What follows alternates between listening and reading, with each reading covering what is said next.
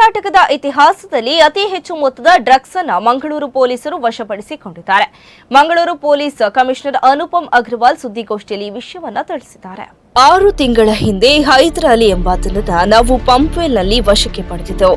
ಆತನಿಂದ 15 gram MDMA ವಶಕ್ಕೆ ಪಡೆದು ತನಿಖೆ ಆರಂಭಿಸಿದ್ದೆವು. ಮಂಗಳೂರು ಸಿಸಿಬಿ ಪೊಲೀಸರು ಆತನ ವಿಚಾರಣೆ ನಡೆಸಿದಾಗ ನೈಜೀರಿಯಾ ಪ್ರಜೆಯು ಇದರ ಹಿಂದೆ ಇರುವ ಮಾಹಿತಿ ಸಿಕ್ಕಿತು.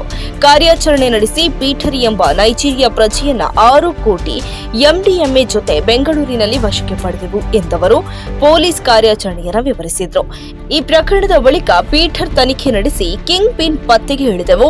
ಇದರ ಮೂಲ ಪತ್ತೆಗೆ ಇಳಿಯಲು 6 ತಿಂಗಳಿನಿಂದ ಕಾರ್ಯಾಚರಣೆ ನಡೆಸುತ್ತಾ ಇದ್ದೆವು. ಒಂದು ಮಾಹಿತಿ ಪ್ರಕಾರ ದೆಹಲಿಯಿಂದ ಬೆಂಗಳೂರಿಗೆ ವಿಮಾನದಲ್ಲಿ ವಿದೇಶ ಮಹಿಳಾ ಪ್ರಜೆಗಳು ಡ್ರಗ್ ಸಾಗಿಸುವ ಮಾಹಿತಿ ಸಿಕ್ಕಿತು. ಅದರ ಆಳ ಪತ್ತೆಗೆ ಇಳಿದಾಗ ಮಾರ್ಚ್ 14ರಂದು ದೆಹಲಿಯಿಂದ ಬೆಂಗಳೂರಿಗೆ ಆ ಮಹಿಳೆಯರು ಬರೋ ಮಾಹಿತಿ ಸಿಕ್ಕಿತು. ಅದರಂತೆ ಅವರು ಬೆಂಗಳೂರು ಏರ್ಪೋರ್ಟ್ ಇಳಿದ ತಕ್ಷಣ ಮಂಗಳೂರು ಸಿಸಿಬಿ ಅರೆಸ್ಟ್ ಮಾಡಿದೆ. ಸದ್ಯ ಸೌತ್ ಆಫ್ರಿಕಾ ಮೂಲದ ಬಾಂಬಾ ಘಾಂಟಾ ಹಾಗೂ ಅಬಿಗೈಲ್ ಅಡೋನಿಸ್ರನ್ನ ಬಂಧಿಸಲಾಗಿದೆ. ಬೆಂಗಳೂರಿನ ಎಲೆಕ್ಟ್ರಾನಿಕ್ ಸಿಟಿಯ ನೀಲಾದ್ರಿ ನಗರದಲ್ಲಿ ಬಂಧನವಾಗಿದೆ. ಅವರ ಟ್ರಾಲಿ ಟ್ರಾವೆಲ್ ಬ್ಯಾಗ್ನಲ್ಲಿ ಎಂಡಿಎಂಎ ಡ್ರಗ್ ಇತ್ತು. 75 ಕೋಟಿ ಮೌಲ್ಯದ 37.878 ಕೆಜಿ ಮೌಲ್ಯದ ಎಂಡಿಎಂಎ ಸೀಸ್ ಮಾಡಲಾಗಿದೆ ಎಂದು ಕಮಿಷನರ್ ಹೇಳಿದ್ದಾರೆ. 4 ಮೊಬೈಲ್ ಫೋನ್ಗಳು, ಪಾಸ್ಪೋರ್ಟ್, 18,000 ನಗದು ವಶಕ್ಕೆ ಪಡೆಯಲಾಗಿದೆ.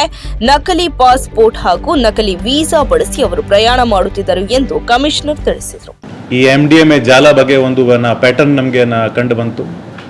ಪ್ಯಾಟರ್ನ್ ಹೇಗಿದೆ ದಟ್ ಎವ್ರಿ 15 ಡೇಸ್ ಡೆಲ್ಲಿಯಿಂದ ಆಫ್ರಿಕನ್ ಮತ್ತು ನೈಜೀರಿಯನ್ ನ್ಯಾಷನಾಲಿಟಿ ಅದು ಲೇಡೀಸ್ ಮಿಡ್ ನೈಟ್ ಪ್ರಯಾಣ ಮಾಡಿ ಮಾರನೇ ದಿವಸ ಲೋಕಲ್ ಪ್ಯಾಡ್ಲರ್ಸ್ಗೆ ಇದನ್ನು ಸಪ್ಲೈ ಮಾಡಿ ಮತ್ತೆ ರಿಟರ್ನ್ ಹೋಗೋದು.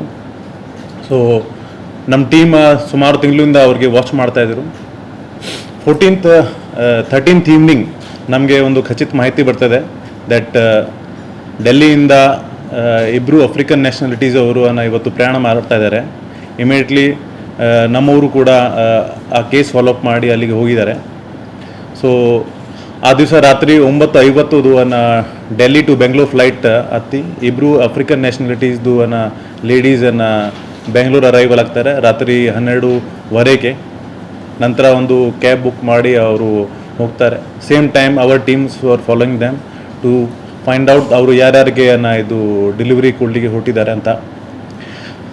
ಅನ್ಫಾರ್ಚುನೇಟ್ಲಿ ನಮಗೆ ಆ ಮಧ್ಯದಲ್ಲಿ ಯಾವುದು ಲೋಕಲ್ ಪೆಡ್ಲರ್ ಕಂಡಿಲ್ಲ. ನಂತರ ನಮ್ಮ ಟೀಮ್ ಅವರು ಅವ್ರಿಗೆ ಬೆಳಿಗ್ಗೆ 7:15 14th ಮಾರ್ಚ್ ಬೆಳಿಗ್ಗೆ 7:15 ನೀಲಾದ್ರಿ ನಗರ್ ಎಲೆಕ್ಟ್ರಾನಿಕ್ ಸಿಟಿ ಹತ್ತಿರ ಒಂದು ಇಂಟರ್ಸೆಪ್ಟ್ ಮಾಡಿದ್ದಾರೆ.